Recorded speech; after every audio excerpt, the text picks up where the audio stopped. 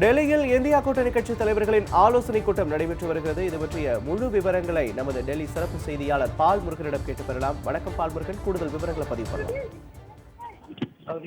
India கூட்டணியுடைய கூட்டம் தற்போது மல்லிகார்ஜுன கார்கே வீட்டில் தொடங்கி நடைபெற்று வருகிறது. காங்கிரஸ் தலைவர் மல்லிகார்ஜுன கார்கே தலைமையில் இந்த கூட்டம் நடைபெற்று வருகிறது.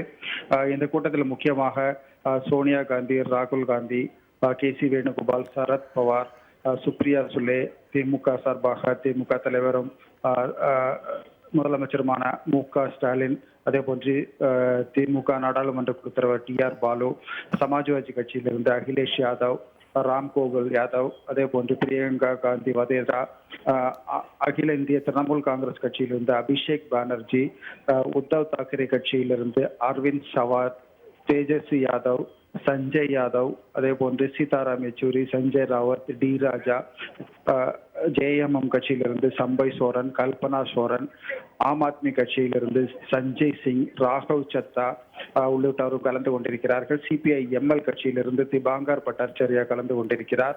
ஜம்மு காஷ்மீர் நேஷனலிஸ்ட் காங்கிரஸ் கட்சியிலிருந்து ஒமர் அப்துல்லாவும், அதே போன்று இந்தியன் யூனியன் முஸ்லீம் லீக் கட்சியிலிருந்து சாஹித் அலி சாஹிப் தங்களும் குஞ்ஞாலிக்குட்டியும் கலந்து கொண்டிருக்கிறார்.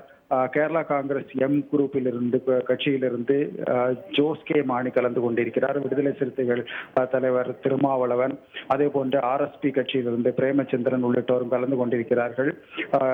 அதே போன்று எம்எம்கே கட்சியிலிருந்து ஜவஹர்லாவும், ஆல் இந்தியா ஃபார்வர்ட் கட்சியிலிருந்து தேவராஜனும், கொங்கு நாடு கட்சியிலிருந்து ஈஆர் ஈஸ்வரனும் கலந்து கொண்டிருக்கிறார்கள். இப்படி முக்கியமாக இந்த பல்வேறு கட்சிகளிலிருந்து 33 பேர் தற்போது இந்தியா கூட்டணி சார்பாக கலந்து கொண்டிருப்பது குறிப்பிடத்தக்கது. முக்கியமாக நாடாளுமன்ற தேர்தல் முடிவுகளுக்கு பிறகு உள்ள அரசியல் சூழல் குறித்து இந்த கூட்டத்தில் முக்கியமாக ஆலோசிக்கப்படுகிறது. இந்தியா கூட்டணியானது 234 இடங்களை பெற்று பெரும் ஒரு பரபரப்பை ஏற்படுத்தி இருக்கிறது. உத்தரப்பிரதேசம் உள்ளிட்ட பல மாநிலங்களில் பாஜகவை பெருமளவுக்கு தோற்கடித்திருப்பது குறிப்பிடத்தக்கது. தற்போது பாஜக ஆட்சி அமைக்க முற்பட்டிருந்தாலும் கூட அது ஒரு சிறுபான்மை அரசாகவே இருக்கும் என்பதில் சந்தேகமில்லை. 240 இடங்கள் மட்டுமே பாஜகவுக்கு கிடைத்திருக்கிறது.